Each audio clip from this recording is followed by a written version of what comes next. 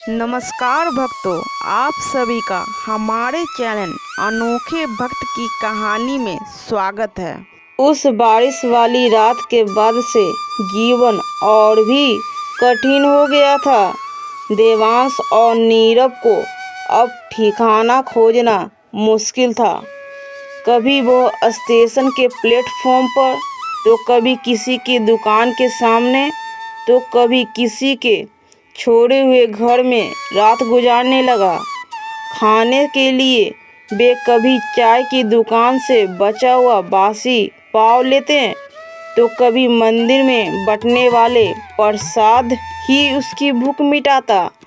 लेकिन इस सब के बीच एक चीज अटूट थी, देवांश का यह विश्वास कि माता संतोषी हर पल उसके साथ हैं।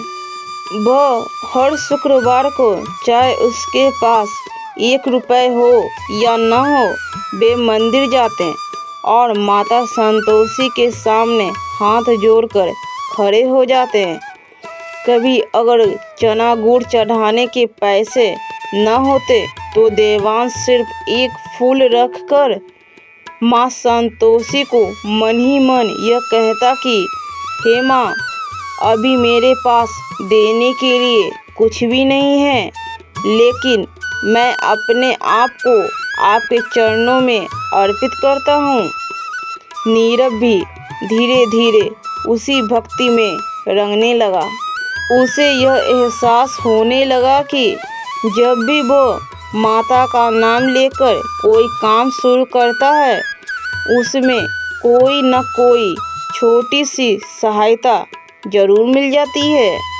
एक दिन बाजार में एक बड़े होटल के मालिक की नज़र देवांश पर पड़ी। उसने देखा कि यह लड़का बर्तन धो रहा है, लेकिन चेहरा थकान से नहीं बल्कि परिश्रम के गर्व से चमक रहा है। उसने देवांश को अपने होटल में काम का प्रस्ताव दिया, रहने और खाने की व्यवस्था के साथ। देवांश ने तुरंत हाँ कर दी, लेकिन शर्त यह रखी कि उसका छोटा भाई भी वहीं रहेगा। होटल के मालिक ने यह शर्त मान लिया। अब दोनों के सिर पर छत मिल गई और दोनों समय का भोजन भी। लेकिन यहाँ से उनके जीवन की असली यात्रा शुरू हुई। होटल में काम करते हुए देवांश को अक्सर शहर के पढ़े लिखे लोगों से मिलने का मौका मिलता। वह खाली समय में उनसे बातें करता और सीखता कि किस तरह लोग अपनी ज़िंदगी सुधारते हैं। नीरव भी बैठकर अपनी पुरानी स्कूल की किताबें पढ़ने लगा। देवांश ने यह तय किया कि वह अपने भाई की पढ़ाई को पूरी करवाएगा, चाहे इसके लिए स्वयं कितनी भी मेहनत क्यों न करनी पड़े। शुक्रवार के दिन उनके लिए खास होता। दोनों शहर के संतोषी माता के मंदिर में जाते, वहाँ घंटों बैठते और भजन सुनते। धीरे धीरे ऐसा लगने लगा कि उनकी जिंदगी में चीज़ें संवरने लगी है।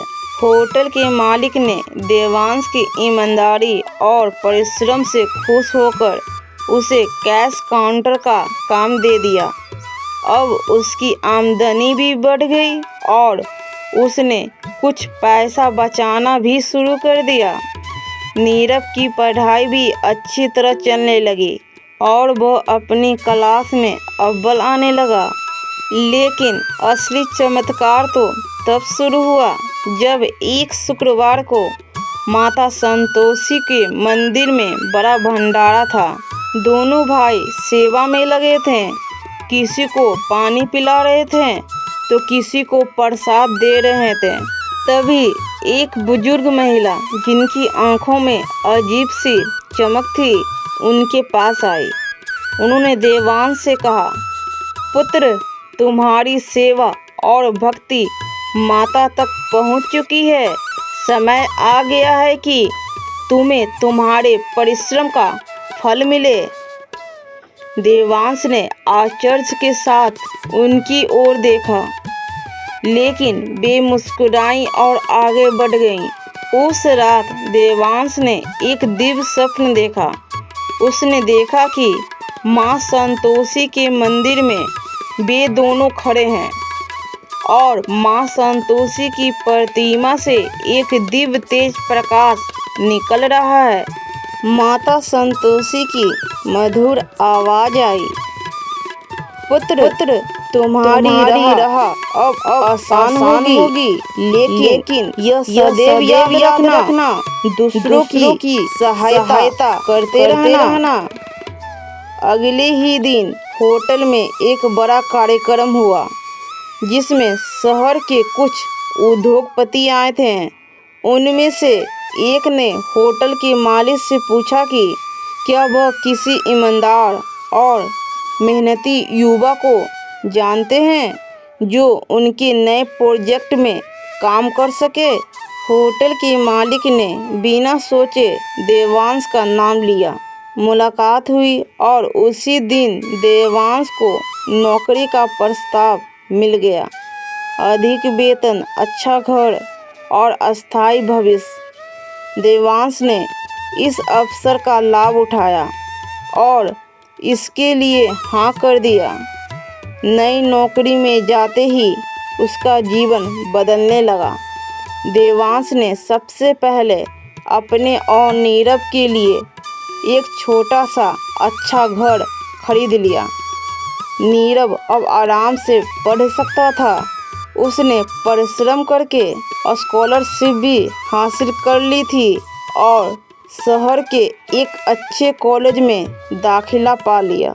शुक्रवार को अब भी दोनों मंदिर जाते हैं, लेकिन अब वे सिर्फ अपने लिए नहीं बल्कि उन बच्चों के लिए भी प्रार्थना करते हैं जो सड़क पर भूखे सोते थे।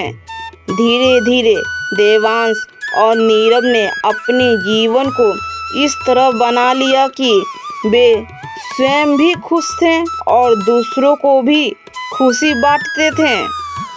कुछ वर्षों के बाद नीरव एक सफल इंजीनियर बन गया और देवांश का खुद का एक छोटा सा रेस्टोरेंट था जो ईमानदारी और स्वाद के लिए प्रसिद्ध था।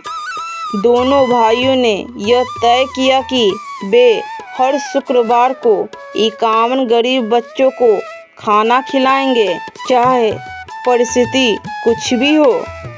जब लोग उनसे पूछते कि उन्होंने इतनी मुसीबत से निकलकर यह सब कैसे किया, तो वे मुस्कुराकर सिर्फ एक ही बात कहते, संतोषी माता की कृपा और कभी हार न मानने वाली परिश्रम।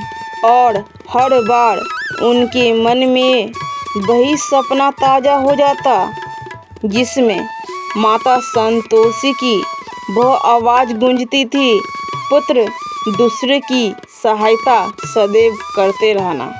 इस तरह माता संतोषी की कृपा से दोनों का जीवन खुशियों से भर गया। भक्तों, आज की यह कहानी हमें यह बताती है कि यदि ईश्वर की भक्ति में अटूट विश्वास हो और परिस्थिति चाहे जैसी भी हो, यदि भक्ति और विश्वास की लौ जलाए रखते हैं तो ईश्वर स्वयं उस भक्त की सहायता करते हैं। ईश्वर की कृपा हो जाने के बाद उस भक्त का हाथ सिर्फ मांगने के लिए नहीं बल्कि देने के लिए उठाते हैं। जय मां संतोषी। धन्यवाद।